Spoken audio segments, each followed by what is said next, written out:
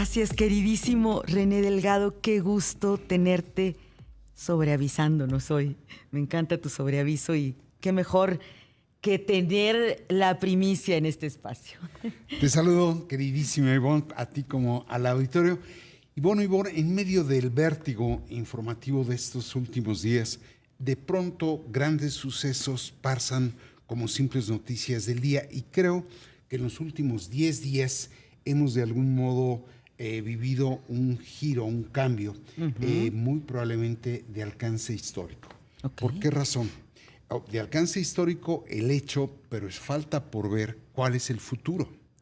Y ese hecho está marcado por dos acontecimientos. Uno, la extinción, fusión, integración de los órganos autónomos constitucionales como lo son o lo eran el Instituto Nacional de Acceso a la Información, el de Telecomunicaciones, las comisiones de competencia económica, la reguladora de energía, la de hidrocarburos, la de mejora continua de la educación y el Consejo de Evaluación de Política de Desarrollo Social. Todas esas entidades originalmente concebidas como contrapesos hacia el Poder Ejecutivo y también como contrapesos frente a los grandes intereses, ya no existen más. Así es. Sea que, como decía, que se fusionaron, que se integraron al gobierno federal, y eso es un cambio en la estructura del poder importante. Muy importante. El otro acontecimiento es el relativo al discurso prácticamente colofón funeral, diría, del Poder Judicial, que es el que pronunció la ministra presidenta de la Suprema Corte de Justicia y del Consejo de la Judicatura el día de antier. No fue un informe, fue una suerte de memoria de lo que a su parecer fue lo que vivió el Poder Judicial. Así es. Pero me parece que tanto en el caso de los órganos autónomos constitucionales como en el caso del Poder Judicial, ambas instancias incurrieron en errores. Creo que los organismos autónomos no supieron sensibilizar, difundir y generar una cultura cívico-ciudadano que verdaderamente pusiera en valor su importancia. Es decir, cuando uno ve cómo el impulso original de lo que fue la creación de lo que era el Instituto Federal de Acceso a la Información fue un movimiento social, ciudadano, académico, muy académico, intelectual. Estamos hablando del 2000, en el año de Vicente Fox. Así es. Pero después creo que esos órganos comenzaron a convertirse en instancias de élites que no involucraron a la ciudadanía y creo yo que sí demandaban una reforma fuerte, pero no la que se llevó a cabo, no la desaparición de estos. Sí.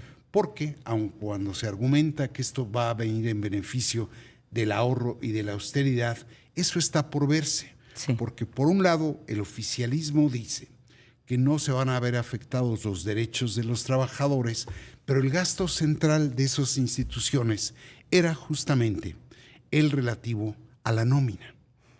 ¿Cuál va a ser entonces el ahorro?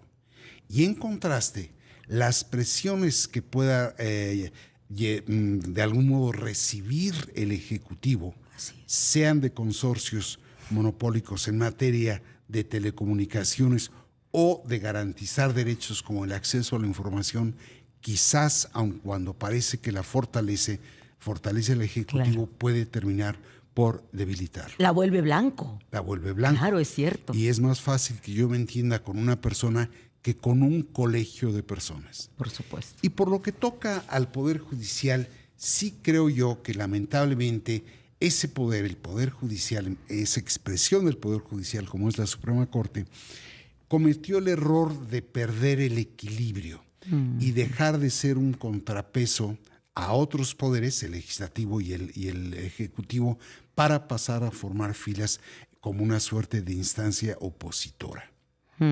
Sí creo yo que el Poder Judicial en su expresión actual tiene visos nepotismo, corrupción, tráfico de influencias, intervención de intereses económicos y criminales poderosos. Y sí creo también que reclamaba una reforma, pero de nuevo no como así. la que estamos No el viendo. entierro. Pues no sé, ojalá no sea un entierro, pero por la entrevista que acabas de hacer, hay una cosa paradójica. Pareciera ser que el promotor de la reforma del Poder Judicial, esto es el Poder Ejecutivo anterior y actual, y el Poder Legislativo, siendo los promotores, son los que están de algún modo generando desinterés que puede traducirse en abstención. Si en efecto el presupuesto para llevar a cabo esa elección, que partía de 13,205 millones de pesos, pasó a 4,000, pues es evidente que no quieren que se haga bien esa elección. Y no quieren que se haga bien porque al generar abstencionismo, solo saldrán los leales a la autollamada Cuarta Transformación para colocar en los juzgados, en las magistraturas, en los ministerios, a aquellos que son afines a ese movimiento.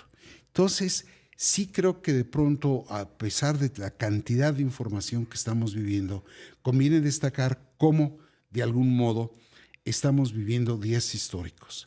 Hemos visto cómo se toca la estructura del poder judicial, hemos visto cómo se toca la estructura del gobierno al desaparecer esos contrapesos que eran los institutos, las comisiones y los consejos. Para la presidenta de la República y sus colaboradores, al menos de la Secretaría de Infraestructura, Comunicaciones y Transportes, de Buen Gobierno y Anticorrupción, de la Agencia para la Transformación Digital, que son las que van a absorber estas nuevas funciones de los distintos órganos autónomos, pues es todo un desafío, querido René Delgado, cómo van a desplegar ahora pues al menos la regulación, que es un signo de modernidad y de interlocución frente a los socios comerciales. Así es, y fíjate, tú dices funciones, que van a asumir las funciones que tenían estos órganos.